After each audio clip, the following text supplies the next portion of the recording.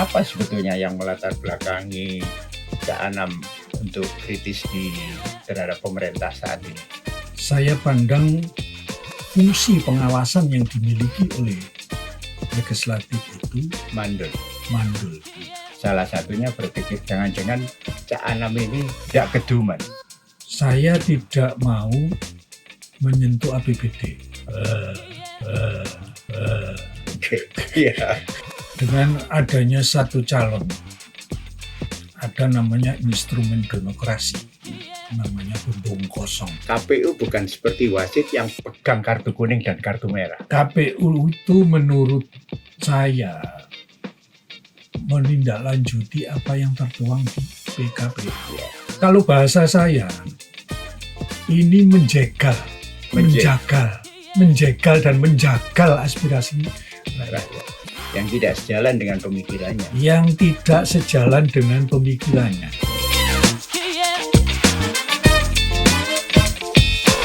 Assalamualaikum warahmatullahi wabarakatuh. Ketemu lagi di podcast Ngopi di Sik, Ngobrol Pagi Dialog Gresik, yang tentunya akan membahas berbagai persoalan di Gresik, mulai politik sampai dengan hal-hal yang ringan, termasuk wisata dan budaya Gresik.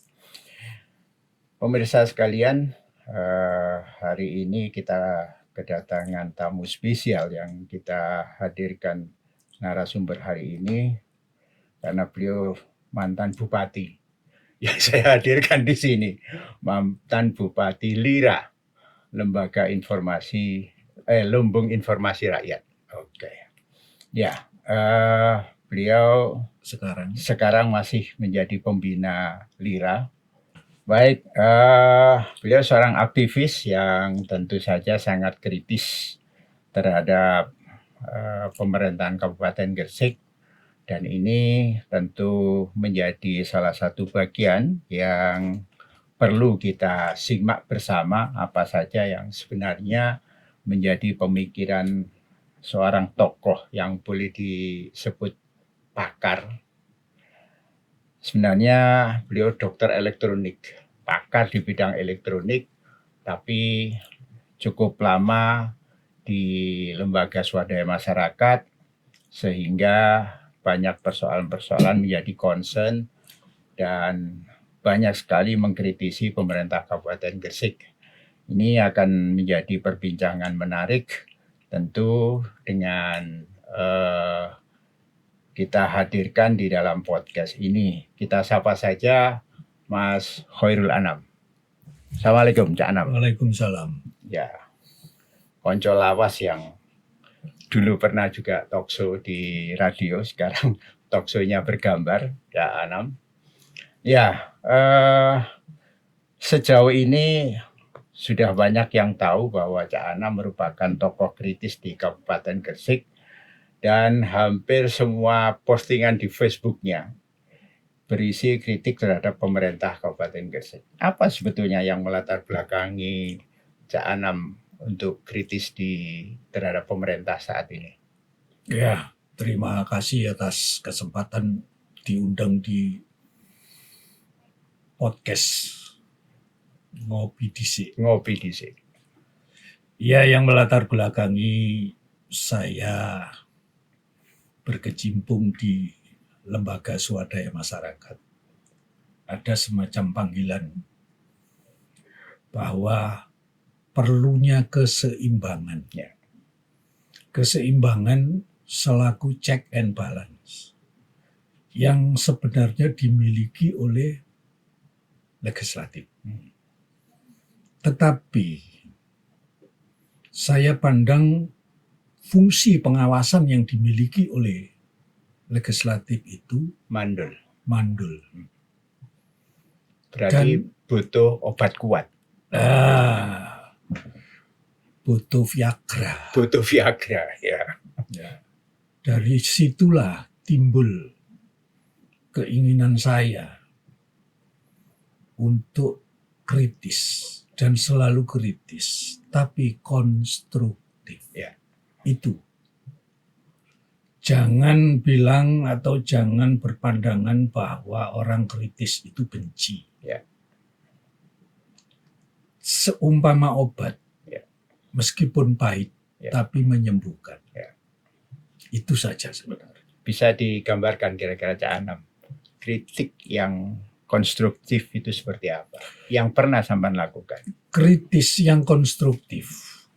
Saya selalu bikin postingan itu tidak langsung, maksudnya tidak diterjemahkan ketika dibaca itu Paham. masih bertanya-tanya. Ya. Ini tujuannya apa? Ya.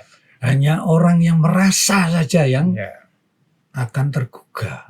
Oh, mestinya begini, mestinya begini. Ketika setelah upload sesuatu, kemudian ada yang bertanya, ini tujuannya apa? Saya jelaskan. Ya. Seharusnya begini. Seharusnya begini. Bukan saya sok pandai. Tapi dasarnya adalah yang dapat dimanfaatkan dan dirasakan oleh masyarakat. Ya. Termasuk kebijakan-kebijakan bupati yang selama ini menurut saya itu sama sekali. Kalau di persentase hanya 30% yang bisa dimanfaatkan, dirasakan oleh rakyat. 30%, oke. Baik, Cak Anam. Ketika sampean menyampaikan kritik dalam balutan yang mungkin tidak langsung bisa diterjemahkan oleh rakyat, dampaknya kan ada dua. Satu, ketika pemerintah kita baper, sekalipun tidak disentil, mereka akan merasa. Ketika ndablek, maka sekalipun itu dalam bentuk sindiran, mereka sama sekali tidak akan merasa tersindir. Lah, itu terserah pemerintah daerah dalam mensikapi kritikan saya. Ya. Tapi saya selaku netizen, hampir semua yang komentar itu arahnya ke Pemda. Saya tidak pernah mencampuri urusan sivilian atau perorangan. Ya, civil society. Saya tidak mau. Ya. Selalu pemerintah. Ya. Karena kebijakan pemerintah itu dirasakan oleh masyarakat banyak. Ya. Itu saja. Berdampak besar. Berdampak besar. Sejauh apa efektivitas kritik yang sampean lakukan? Efektivitas, contohnya, ketika saya mengkritik sesuatu, belum dilakukan, saya kritik duluan. Itu ada yang berusaha menutup acara itu.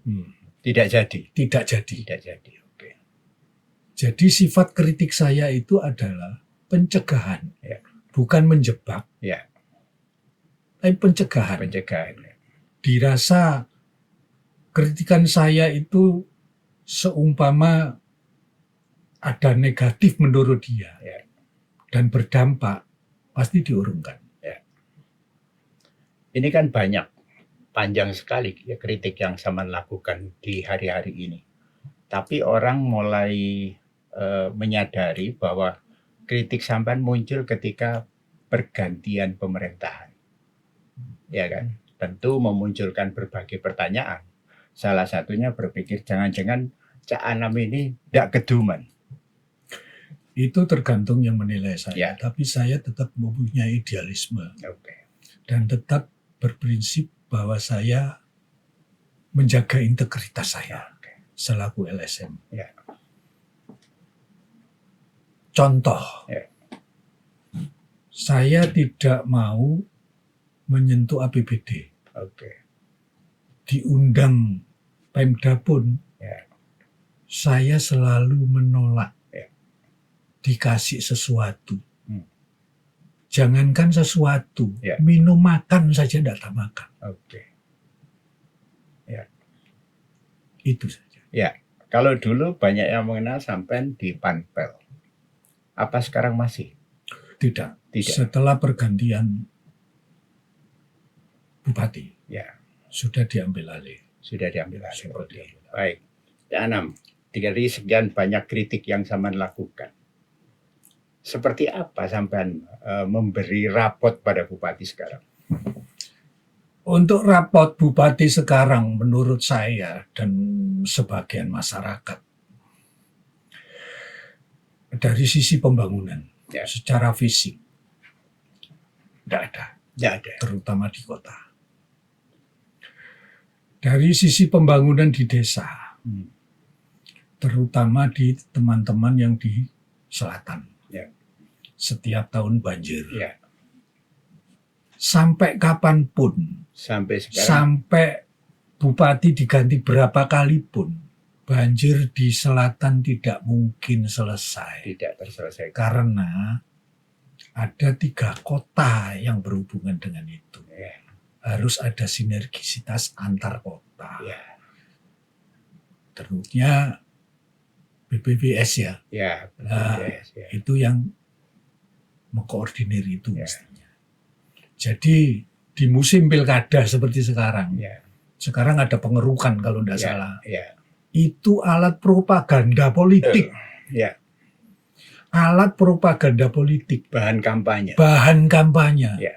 Walaupun sudah selesai, dulu juga dipakai bahan kampanye. Betul itu. Setiap perhelatan pilkada selalu begitu. Ya.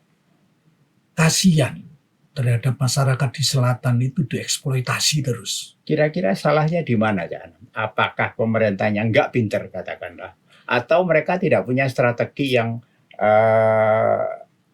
sustainable, yang berkelanjutan untuk bisa menyelesaikan persoalan banjir? Persoalan banjir itu persoalan bersama, Mas. Jadi mustahil bisa dilakukan oleh seorang bupati tanpa ada niat untuk bersinergi dengan daerah lain. Ya. Itu. Jadi ini bukan persoalan Gresik Ansih. Betul. Artinya kalau bukan persoalan Gresik Ansih, mestinya tidak bisa jadi bahan kampanye. Oke. Iya. Cak Anam. Kalau yang sekarang ini, Cak Anam. Ya. Kita sudah tahu perkembangan ke depan ini kita hanya punya 1 calon. Jenengan mengkritik begitu kuat, nah ini calon jadi satu-satunya. Ya. Sampai tidak punya pilihan. Bagaimana rakyat harus menyikapi yang semacam ini? Ya, dengan adanya 1 calon, ada namanya instrumen demokrasi. Namanya bumbung kosong, Ya. atau kotak kosong, Kotak kosong. atau kolom kosong. Ya. Itu adalah sarana atau instrumen demokrasi sebagai pelampiasan masyarakat yang tidak puas dengan kondisi seperti sekarang, Ya. yang marah terhadap aksi borong partai. Ya. 8 partai parlemen diborong semua. Ya. Harapan kami waktu itu ada calon Sahrul. Ya. Dia rupanya kena political tackling. Oh. Political tackling itu adalah sebuah tindakan dari persekutuan para partai, para elit partai, agar orang ini bisa bergabung, partai ini bisa bergabung jadi satu. Akhirnya berhasil. Ya. Dan muncullah kotak kosong. Kotak kosong. Sayangnya KPU bukan seperti wasit yang pegang kartu kuning dan kartu merah. KPU itu menurut saya menindaklanjuti apa yang tertuang di PKPU atau Undang-Undang Pemilu. Jadi apa ya? Tidak punya ruang untuk. Tidak punya ruang, bahkan sudah memberikan ruang perpanjangan. Ya. Iya toh, tapi masih kekeh 1 calon. Ya. Menurut sampean ini apa mencederai demokrasi bahwa rakyat tidak diberikan pilihan lain kecuali 1 calon tunggal dan bumbung kosong? Kalau bahasa saya, ini menjegal dan menjagal aspirasi rakyat. Di mana masyarakat disuguhi sebuah atau 1 calon saja. tidak ada pilihan. Otomatis yang kecewa, yang marah, bukan saja orang biasa, kader partai pun Bisa secara marah. sembunyi-sembunyi, tidak secara terang-terangan Ya, berontak, bisa marah. bisa marah dan larinya ke kotak kosong. Seberapa besar mereka-mereka yang menurut sampean ini marah dan akan menyalurkan suaranya di kotak kosong? Marah dan kecewa itu ada ruang berbeda. Kecewa itu karena seseorang yang digadang-gadang bisa ikut berkontestasi ke pilkada, tapi justru jadi banser. Itu kecewa. Marah karena apa? Marah terhadap partai politik yang tidak sejalan dengan pemikirannya. Yang tidak sejalan dengan pemikirannya. Sehingga mereka bersatu. Dampak negatifnya itu banyak, Mas. Mungkin tidak terpikir oleh elit-elit politik itu. Saya umpamakan seumpama, mudah-mudahan tidak. Ya. Pasangan calon ini jadi. Ya. Mudah-mudahan tidak. Ya. Kalimat kritis saya di situ. Mudah-mudahan tidak. Kemudian satu parlemen yang terdiri dari 8 partai itu jadi satu dengan penguasa. Ya. Fungsi kontrolnya, Hilang. oposisinya Hilang. siapa dan hilang. Padahal sistem pengawasan itu salah satu dari tugas parlemen. Jangan-jangan pembahasan APBD gangge. Artinya DPR tidak bisa diharapkan perannya. Betul. Padahal ada trias politikal, Ya. yudikatif, Ya. eksekutif, Ya. dan legislatif. Ya. Trias politikal. Ya. Ini Harus sama-sama kuat. Harus sama-sama kuat. Karena pembagian kewenangan. Betul. Seperti itu. Apabila legislatif dan eksekutif satu gerbong, satu ikatan, tinggal satu yudikatif. Apakah yudikatif juga akan mengamini setiap apa yang dilakukan oleh eksekutif dan legislatif? Rusak. Bahaya. Rusaklah demokrasi. Bahaya ini. Harus dicegah. Makanya insya Allah bumbung kosong yang menang. Gitu ya. Betul. Sebesar apa sih pendukung bumbung kosong ini? Saya belum cukup bisa mendeteksi kekuatan bumbung kosong. Kekuatan bumbung kosong itu kekuatan hati. Hati masing-masing rakyat. Apa yang dirasakan, apa yang dilihat dan didengar, itu masuk ke hati. Sudah pernah diukur itu? Secara literatur tidak pernah. Tidak pernah. Tapi ada kemungkinan menang. Ada kemungkinan. Ini masih sebuah kemungkinan. Alasannya? Alasannya tidak puas dengan pemerintahan yang sekarang. Dan ada persekongkolan elit partai di parlemen. Persekongkolan elit partai ini kan tidak terjadi di daerah saja. Ya kan? Muaranya kan sampai di Mulyono yang di istana, kan begitu. Saya tidak mencurigai Mulyono. Terlepas itu desainnya Mulyono atau tidak. Tapi elit partai punya ideologi sendiri-sendiri. Mas. Mestinya independen. Mestinya sesuai dengan apa yang ada. Kalau elit politik bisa disetir oleh seseorang, ya tidak usah partai sudah. Ya kayak dulu saja Orba. Ya tapi kan kondisi itu bisa menekan seseorang sampai di sudutnya. Orang mengatakan bahwa sekarang tukang kayu sudah menggergaji beringin. Bukankah itu hal yang semestinya dilakukan bahwa Beringin ini independen? Jadi menggergaji atau tidak kita kan belum ada bukti. Ya pergantian Erlangga Hartarto dengan itu kan Bahlil itu kan belum ada bukti yang mengatakan seperti itu. Iya toh, itu masih asumsi saja. Masih pendapat orang.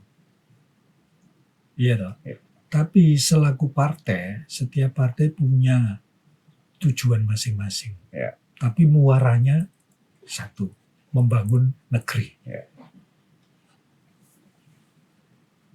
Kalau terjadi di Gresik, saya ulangi lagi, dengan adanya kotak kosong, itu adalah mengulas kembali pembelajaran nenek moyang kita ketika Pilkades, ya. yang belum menampakkan wajahnya atau fotonya, ya. dengan gambar buah-buahan. Ya. Tidak ada lawannya kotak kosong. Ya, namanya bumbung kosong. Bumbung kosong. Karena dulu pakai bambu yang dimasukkan dalam bumbung. Beting. Nah, di situ saya kira masyarakat sudah paham apa itu kotak kosong. Sudah tidak perlu dikasih narasi atau pengarahan-pengarahan, masyarakat sudah tahu bahwa bumbung kosong adalah instrumen demokrasi. Saya ulangi lagi. Kemudian bumbung kosong itu adalah tempat pelampiasan, yaitu tadi yang kecewa dan tidak puas dan marah. Yang kecewa salah satunya yang karena dianggap PHP. Itu pasti kecewa. Betul, ya. Terutama tim suksesnya, mantan tim sukses beliau. Tim sukses. Nah, yang merasa tidak diwongno, tidak pernah diciprati, tidak keduman apa-apa, tidak dapat berkat. Akhirnya marah. Dan itu kumpul semua di bumbung kosong. Itu insya Allah kumpul di bumbung kosong dan siap memenangkannya. Ya, sekarang saya coba setback lagi.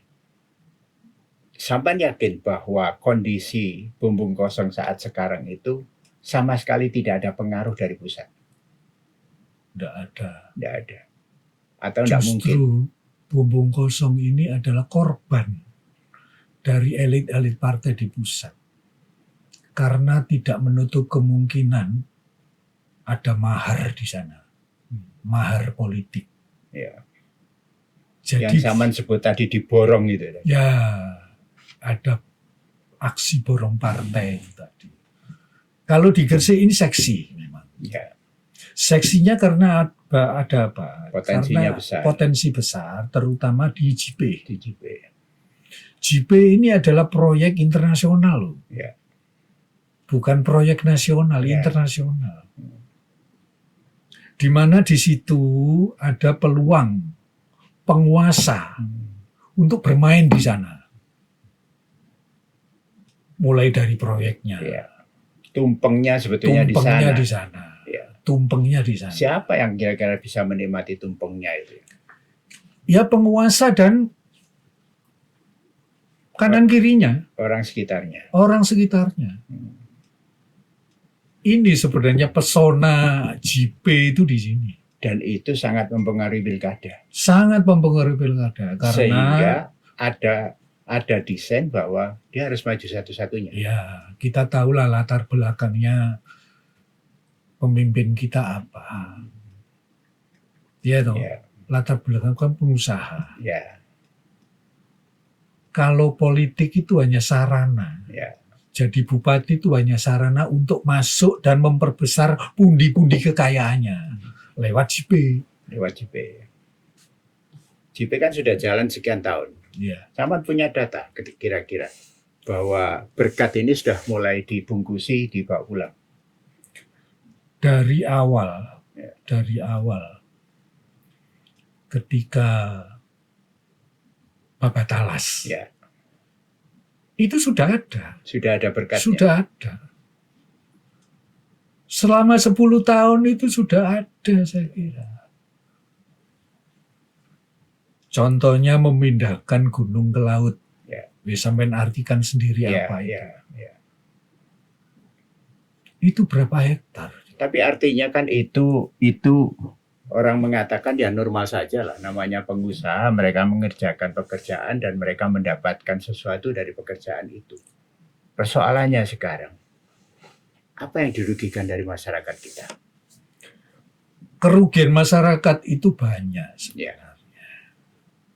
Contohnya di tahun berapa itu jalan rusak berat.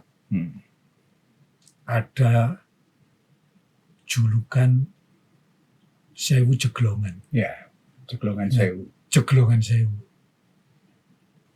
Itu salah satu akibat Salah satu akibat. yang mendapat dampaknya masyarakat. Ada yang sampai Kemacetan. kecelakaan. Gambarnya bagus-bagus waktu itu. Ada Iya. Godzilla-nya, ada macam-macam. Dump truck banyak yang dobruk wong. Pak. Ya. Sampai ada yang dibakar. Sampai ada yang dibakar. Kemarahan yang sudah tidak bisa lagi ditahan oleh masyarakat karena keangkuhan dump truck. Betul. Ya. Dan sekarang dengan bumbung kosong terakumulasi di situ. Bakal lebih gila lagi. Lebih gila lagi yang sekarang ini. Ya. Lebih gila lagi. Ya, artinya begini. Kalau kita melihat sosok ada calon tunggal, di mana mereka tentu punya kapital yang cukup untuk membiayai kemenangan mereka, misalnya, ya kan? Sementara di sisi yang lain, bumbung kosong ini tidak punya apa-apa, tidak ada yang memobilisasi, tidak ada yang membiayai. Bagaimana bisa menang? Itulah kelebihan bumbung kosong. Pertama, tidak ada surat menyurat dengan KPU. Ya. Tidak ada penanggung jawab. Ya. Tapi ada manusianya. Ya. Ya toh?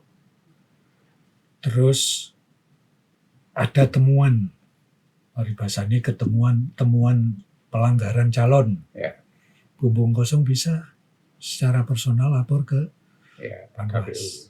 Ke KPU. Panwas, bukan KPU. Ya, ke Panwas. Nah, ketika yang sampai tanya tadi soal mobilisasi. Mereka kan bisa memobilisasi pendukung.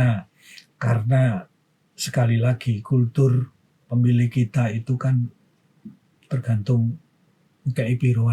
Ya. Iya toh. Ya. Dan calon itu tidak cukup hanya popularitas. Ya. Juga isi tas. Ya. Iya toh. Ya, kalau dari ukuran ini kan jelas-jelas bumbung kosong nggak bakal menang. Insya Allah dengan hati. Modal kita adalah hati. Ukurannya ini yang susah, Cak Anam. Kalau kita ngomong bahwa ini harus dengan modal hati, bahwa secara faktual pemilu dukungannya harus dihitung. Nah, sekarang topiknya kita meneropong potensi kemenangan bumbung kosong. Menurut sampean, alasan apa yang membuat bumbung kosong bisa sampean katakan menang? Menang atau tidak itu setelah pemilu kan. Ya, kita berupaya dari awal bagaimana menggerakkan masyarakat. Jangan golput. Nyoblos bumbung kosong itu pilihan yang sah. Pilihan sah. Tidak haram. Tidak haram. Kalau golput itu haram menurut MUI. Dan ada fatwanya. Kami mengajak ke masyarakat untuk datang ke TPS dan pilih bumbung kosong. Ini banyak loh, Cak Anam, yang saya sendiri dapat chat menanyakan, kalau ternyata pesertanya cuma satu, terus kita ini mau ngapain? Itu masyarakat banyak yang tanya, kita ini mau ngapain? Itu kembali lagi kepada upaya teman-teman penggerak bumbung kosong untuk memberikan edukasi. Ini memang kita tidak ada biaya. Semua sudah swadaya. Makanya pertanyaan saya, seberapa kuat upaya teman-teman ini untuk bisa memenangkan bumbung kosong? Dengan gotong royong Ya. untuk memenangkan Bumbung Kosong ini sangat solid sudah. Ya. Sangat solid. Setiap kecamatan ada. Ya. Tapi kan begini, orang berpikirnya begini. Ketika kita berhadapan dengan paslon, kita berhadapan dengan harapan yang diberikan oleh mereka, disampaikan oleh mereka. Sementara Bumbung Kosong tidak pernah menyampaikan harapannya. Bagaimana kita berharap masyarakat kita memilih Bumbung Kosong? Jadi begini Mas. Sekali lagi Bumbung Kosong itu adalah sarana, tempat untuk melampiaskan kemarahan dan kekecewaan. Saya yakin masyarakat Gresik itu lebih banyak yang kecewa dan marah. Dari mana dasarnya? Dari mana dasarnya? Ya itu tadi. Kecewanya itu adalah yang digadang-gadang itu jadi penggantinya, ternyata cuma jadi ban serep. Kemarahannya adalah partai politik bersatu padu mendukung salah satu calon. Ya. Kekecewaan yang kedua, Tidak punya pilihan. tidak punya pilihan.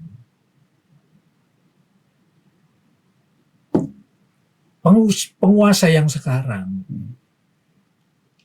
kok pede, aku pasti menang. Kan begitu. Jadi ketika kepedeannya itu lebih besar, justru akan Blunder. Tapi begini ya Anam, pemilih kita ini mulai dari jenengan yang sangat paham tentang politik, masyarakat madani, civil society yang melek politik, yang paham tentang pemerintahan, mungkin punya kesadaran untuk itu. Tapi sebagian besar masyarakat kita yang ada di desa, yang tidak terjangkau dengan koran, tidak terjangkau dengan media, tidak terjangkau dengan berbagai hal informasi ini, tentu susah untuk bisa mengambil pilihan teguh pada Bumbung Kosong. Sekarang kan zaman canggih, Mas. Ya. Setiap orang punya gadget, punya HP. Ya. Saya kira dia juga bermedia sosial juga. Ya. Kita terus melalui media sosial. Kalau di desa-desa ada beberapa teman-teman yang memberikan sosialisasi. Itu sampai tingkat RT. Kemudian ada gerakan itu ya. Ada. Yang menggagas siapa? Rahasia lah. Rahasia. Nanti saya takut kalau dibuka sekarang justru mengkerdilkan mereka ya. Intimidasi yang intimidasi ya. Oke. Berarti Anda melihat pemerintah ini sangat mungkin untuk melakukan intimidasi. Selama tidak ada cawe-cawe ya. Dari ASN, ya, aparat, insya Allah Bumbung Kosong menang. Ya. Itu saja kuncinya. Ya, tapi gini Cak Anam, kalau kita bicara fair tentang kepuasan masyarakat terhadap pemerintah yang sekarang, saya dengar ini bocorannya, ini lebih dari 50%. Angka itu pakai literatur apa? Ya lembaga-lembaga mereka yang melakukan survei. Lembaga itu lembaganya siapa? Butuh kredibilitas. Jadi itu imajiner menurut saya. Ya artinya ini ada lembaga yang mengeluarkan angka. Sementara jenengan sama sekali tidak punya lembaga. Saya yang dengan kasat mata, kasat telinga, apa yang kita dengar, kita lihat. Faktanya sampai bisa merasakan sendiri, meskipun sampai seorang pejabat. Bagaimana dengan defisit? Gak ada pembangunan tapi defisit. Kemana? Itulah apatisme OPD yang penghasil. Ya, berarti Sampan juga mendeteksi ada kekecewaan dari beberapa OPD terhadap pemerintahan yang sekarang. Betul. Saking seringnya mutasi. Saking seringnya mutasi. Dan belum nyambut gawe pindah. Apatisme itu karena saking seringnya mutasi. Ya toh. Kemudian dia bilang, Bupati gak iso mecat aku kok. Ya. Itu ASN. prinsipnya. Ya, ASN. karena aturan ASN. Iya. Akhirnya dia apatis. Budal kerja, mulai kerja mari. TPP dibayar, beres. Artinya Anda mendeteksi ada pembangkangan di sini. Pembangkangan. Jelas sekali. Jelas sekali. Seberapa banyak? Kalau secara angka sih nggak bisa saya sebut di sini. Ya persentase lah. Ya sekitar 70% lah. 70%. 70%. Yang 30 itu orang-orangnya dia. Gawat sekali. Gawat ini. Gawat. Gresik posisi gawat. Posisi gawat. Tidak baik-baik saja. Tidak baik-baik saja. Dan bumbung kosong pasti menang. Insya Allah. Insya Allah pasti menang. Baik. Pemirsa sekalian, senang sekali berbincang dengan Cak Anam, seorang kritikus politik yang ada di Kabupaten Gresik ini. Sayangnya waktu yang harus membatasi saya untuk menghentikan perbincangan ini. Tapi jelas saya undang lagi kapan-kapan Cak Anam yang menyanggupi saya nanti setelah perkembangan politik berikutnya. Terima kasih sudah menonton podcast ini. Sampai ketemu podcast berikutnya. Assalamualaikum warahmatullahi wabarakatuh.